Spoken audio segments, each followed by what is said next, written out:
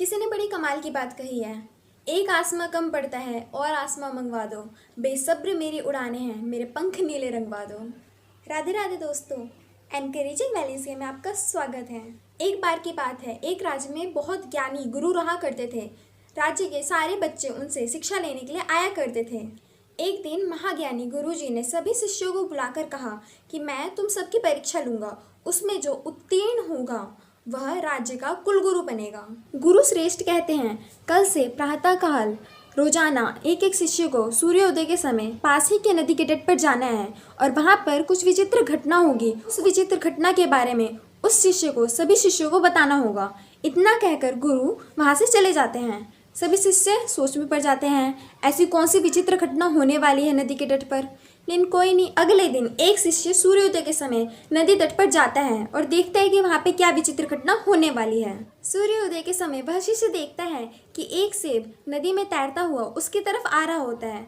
वह शिष्य सोचता है कि यह वह विचित्र घटना नहीं हो सकती और वह वहां से वापस आ जाते हैं। सभी शिष्य उससे पूछते हैं, भाई तूने ऐसा क्या देखा वहां पर, क्या विचित्र घटना हुई वहां पर? तो वह कहता है, ऐसी कोई खास विचित्र घटना तो हुई नहीं, मैंने बस एक सेब को तैरते हुए देखा।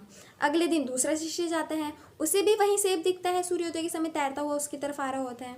तो वह चुपचाप किसी को बिना बताए उस सेब को खा लेता है और वहाँ आकर सबको बताता है, मेरे साथ भी वही घटना हुई। ऐसे ही बहुत दिन बीत जाते हैं।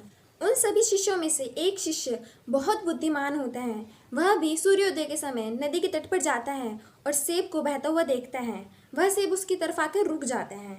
वह सेब को उठाता है और अपने गुरु के पास आता है और गुरु को बोलता है, हे गुरु श्रेष्ठ, मुझे एक दिन का समय दीजिए, मैं इस सेब के मालिक का पता करूंगा। गुरु से आज्ञा मांगने के बाद वह शिष्य आसपास सभी से पूछते हैं कि यहाँ कोई सेब का बागीचा या फिर सेब वगैरह का पेड़ ऐसा कुछ है।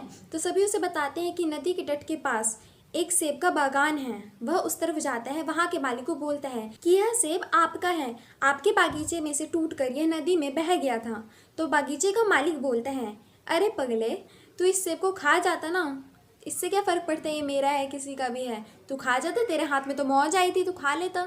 तो वह शिष्य कहते हैं, नहीं, यह मेरा नहीं है, यह आपका है। यह सेब मुझे मेहनत से नहीं मिला है, इसके लिए मैंने कोई मेहनत नहीं की है, इसलिए मैं इस सेब को नहीं खा सकता। तब बागीचे का मालिक बोलता है, यह बगीचा मेरा नहीं है, यह बगीचा तो राजा का है, तुम यह सेब जाकर राजा को दे आओ। बगीचे वाले की बात सुनकर वह शिष्य राजा के राजमहल की तरफ चल देता है। राजा के राजमहल पहुंचकर वह वहां के दरबारी को बताता है कि मेरा राजा से मिलना अत्यंत जरूरी है। तो वहां के दरबारी राजा को बताते हैं कि आपसे मिलने गुरु के एक शिष्य आए हुए हैं। तब राजा उन्हें भीतर बुलाते हैं। शिष्य कहता है कि मैं आपको यह सेब देने के लिए आया हूँ। तब राजा पूछते हैं कि तुम यह सिर्फ एक सेब देने इतनी दूर राजमहल में आए हो? तब शिष्य राजा से बोलते हैं कि नहीं महाराज, यहाँ मैं अपने ईमान के लिए भी आया हूँ। यह सेब मुझे बिना मेहनत के मिला है, जिससे मैं इसे नहीं खा सकता, इसलिए मैंने इस सेब को बगीचे के मालिक को सौंपा। पर उन्होंने कहा कि यह सेब राजा का है, इसलिए मैं इतनी दूर आपके पास आया हूँ ताकि मेरा ईमान ना खो सके और मैं खुद को हमेशा बोल सकूँ, एक सेब के चलते मैंने अपना ईमान को नहीं बेचा।